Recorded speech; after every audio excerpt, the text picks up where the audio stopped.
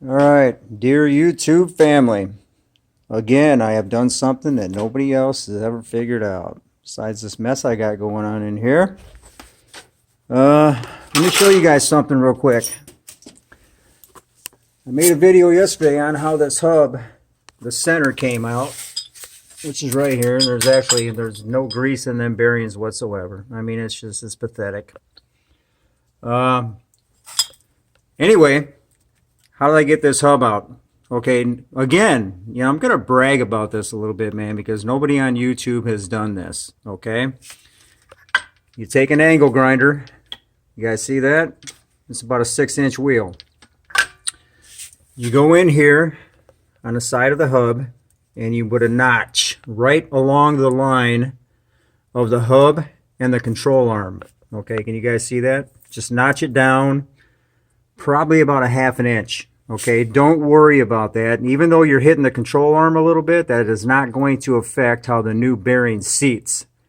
Okay, because as you can see, when the new bearing goes in, okay, you got a recess here anyway. Okay, so the bearing, as long as you're not touching these holes here where it's ground flat, you're good to go. And I'm going to give you a little information on this one here in a minute.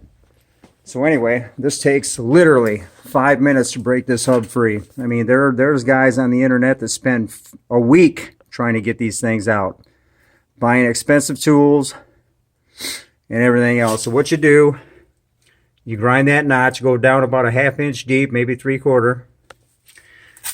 Then you take one of these, just a punch, and you get it down in there. Take a hammer and you beat it, and it's going to come right out.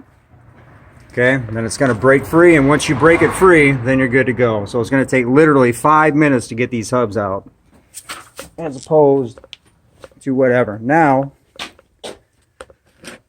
as I told you guys earlier, I put one grease fitting here, I put the other grease fitting here. I had straight grease fittings, but after I got to looking at it, I realized that wasn't going to work. So I put a 30-degree grease fitting on here, so I'll have room to get in there with my grease gun once this is mounted to the car. And then another thing, I put 2 grease fittings in here, one here and one here, one for a weep hole. Well, you don't have to do that, okay? So I messed up. So you don't have to drill 2 holes, just put the 1 hole in there. And when you grease this, all that grease is going to come out of this seal. So you just keep greasing it until you see that grease come up about 1 inch, and just that way you know this whole thing is packed really well. So once you start greasing here, that grease is going to come out of this seal, and now you have a grease packed wheel bearing. But again, put on about a 30-degree grease fitting and then face it towards the front, and that way you know you got room to get in there with your gun once this thing is mounted onto the car. And as I said,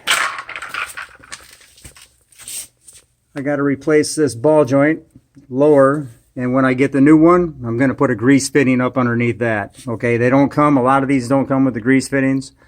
I am going to go ahead and install one, tap it, put one in, and that way you keep that grease, because they should look like that. But a lot of them don't. So anyway, guys, it takes literally 5 minutes. Take your grinder, notch it right on the side, go down about 3/4 of an inch. Okay, take that, put it in there, just slam it a couple times, and you're good to go, man. That thing is coming out already. All right, peace out.